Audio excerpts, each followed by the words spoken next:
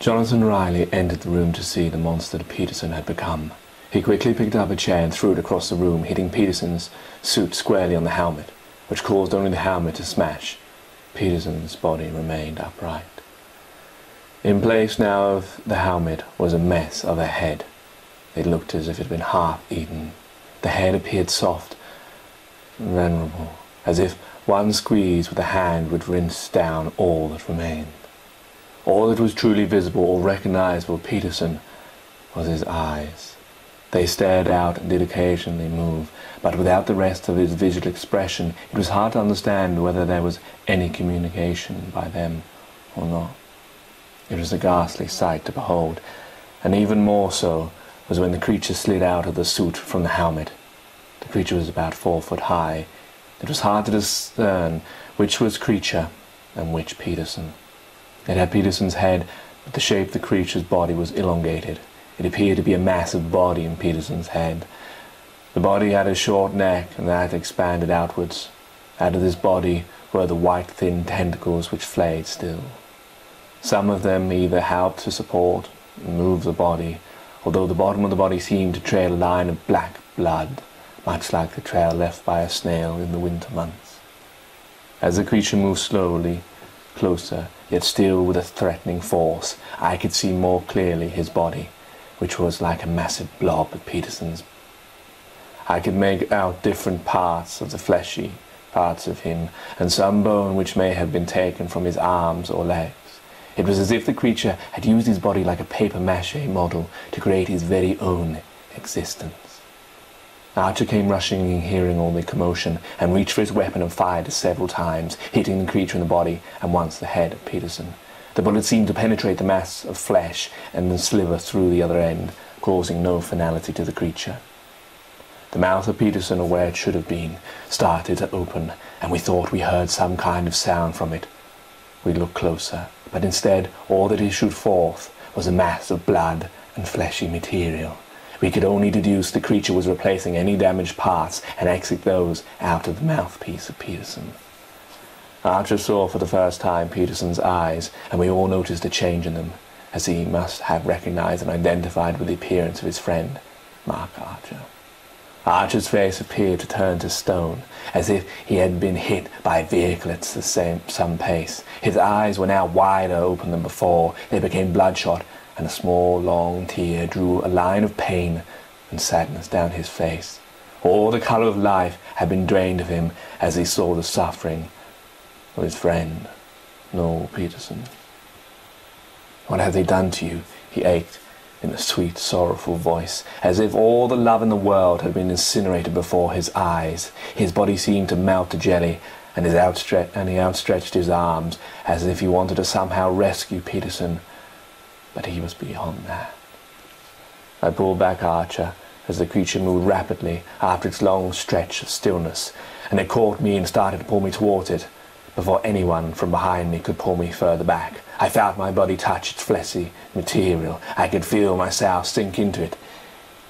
It neither being solid nor liquid, but it was not a pleasant feeling, for I could feel the liquid like glue pull through my clothes through to my skin, and I could feel the sensation of my skin flexing, like when someone pulls a loose piece of fat, then releases it.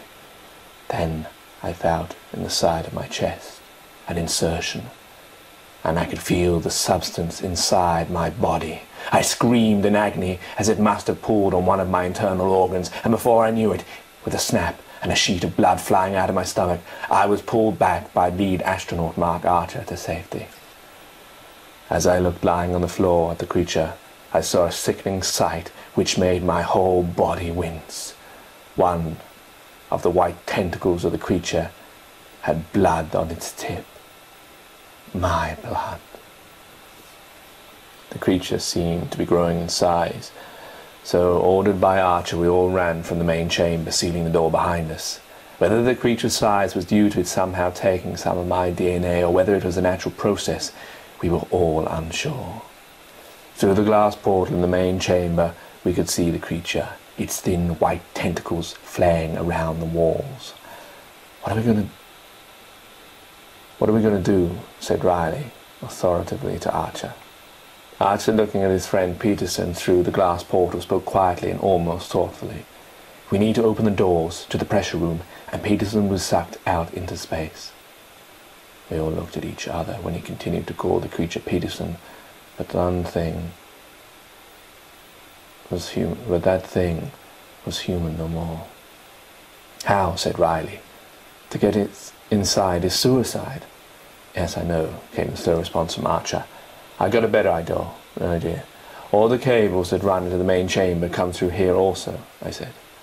Yes, I suppose so, said Archer. Then all we have to do is be able to find the cables that works the door mechanism and just activate them. It's simple to do that. The hard bit is locating the right cable. With the help of Archer pointing me to the right directions, I pulled out the hidden panel and found an array of cables, and to the right side was a panel. I pulled out a penknife and began to locate the right cable. I knew I had to be careful because the oxygen supply cable or the machinery to keep it working would also run through here, but I assumed that these cables would be marked or at least obvious. I tested the cables using the panel. I reconnected different setups, pressing a button on the panel to join the sets of wires. First time I plummeted us all into darkness, which caused screams and chaos, till I unpressed the button on the panel and it returned. Ganymede fought with Archer to get a look through the portal. The creature was twice the size it had originally been. Quick, it's growing, it's starting to move this way, and it looks like it could do a lot of damage. I continued. Another set of wires connected, pressed the panel button, and this time the doors protecting us, the main chamber opened. Ganymede pulled Archer back as he fell forward. The creature moved with great speed, sliding, making a louder noise than before. The head of Peterson was also large in size, but the eyes were gone, whether inside or burst, we could only postulate. The creature was gaining room and was closer to the doors. Quick, close the bloody doors, shouted Ganymede. For God's sake, what are you doing? Shouted Riley. I managed to get the doors to close. The creature slid eventually to the other side of the door. It placed one of its tentacles on the other side of the glass portal, before placing what had been Peterson's head close up to the portal. As it pressed, it seemed to engulf the glass, as if the edge of the head was being pushed around to reveal the inside. And there was Peterson's eyes. Was this creature truly doing what we all assumed? Was it using Peterson's eyes to see through the glass portal at us? To see what we were all doing? Maybe Peterson still had some control of the creature, and it was fighting to see one final time his friend, Mark Archer. Maybe the creature was clever than that. Maybe it was really applying great pressure to the glass in order to break it. I quickly rushed through some more wires. I had to be quick. I had to be lucky. If it managed to break the glass, there was no way we could open the main chamber pressure doors, as it would suck us all through that tiny gap like cattle through a shredder. I picked up some wires, connected them together, pressed the button. Nothing happened. I was about to pull them out when Ganymede, peering through the glass portal through a gap, saw the creature was occupying, and saw the lights on the pressure door. It read activate. Activated.